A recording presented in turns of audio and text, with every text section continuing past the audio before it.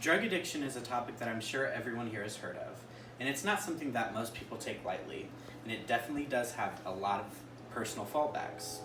Drug addiction has been plaguing countries for centuries all over the world, and some countries have even fallen victim to letting their drug addicts wither away off to the side with no hope from the local or national government.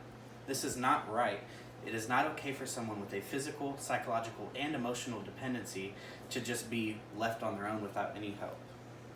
Today you will see how, from a child's perspective, the definition of abusing a system and how better use of money are all justified reasons why drug addicts should continue to receive government assistance even if a drug test does come back positive.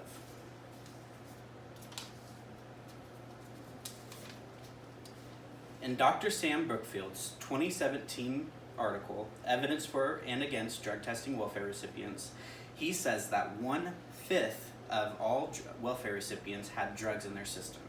This means that out of the 68 million welfare recipients, 13,600,000 of them had drugs in their system. That makes it 50% more common to try drugs if you come from a household if they receive government assistance.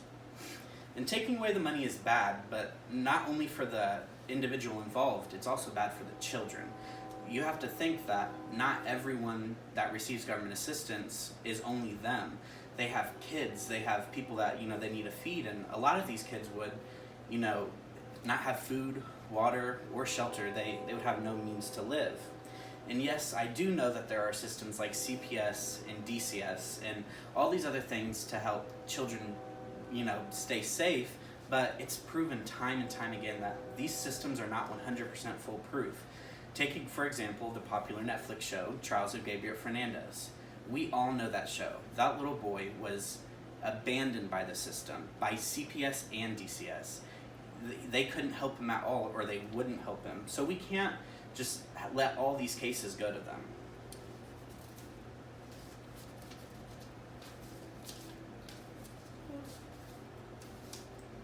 Now let's move on to the next idea, the idea of what abusing the system means. Many people believe that drug addicts shouldn't get government assistance because they're going to take advantage of the money and use it in maybe unproductive terms. But this idea kind of looks good until you also look at everyone else that's receiving government assistance. So is it abusing the system if a lung cancer patient is opening up her disability check while smoking a cigarette? Is it considered abusing the system if a mom has to go buy food stamps off of her neighbor because what she receives in food stamps isn't enough to feed 8 kids? Or, is it abusing the system when parents try to coach their kids and tell them to act a certain way or say certain things right before this CPS worker walks through the door?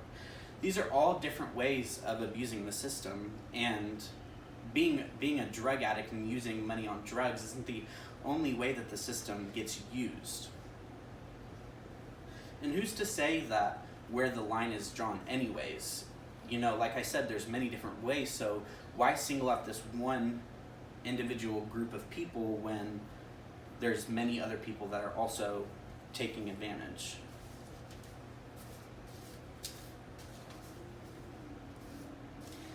Instead of giving all their money to some other part of the government and not giving these people welfare assistance, I think we need to support these people. We can support them by giving them free counseling. We could give them free weekly checkups, or we could give them new or revamped drug rehabilitation centers. Not all that money just needs to go away. It can still go back into helping those individual people that struggle with this problem, and so that something productive can come about it. And another point is, how are we going to make sure that all these people who receive government assistance aren't taking drugs? In order for that to happen, we'd have to ship hundreds of thousands of tests out to individual states and make sure that every person receiving government assistance takes one, right? Well, there's many different ways that people can pass a drug test when they're not supposed to. So that's not very, likely. But another point is, all this is going to cost money.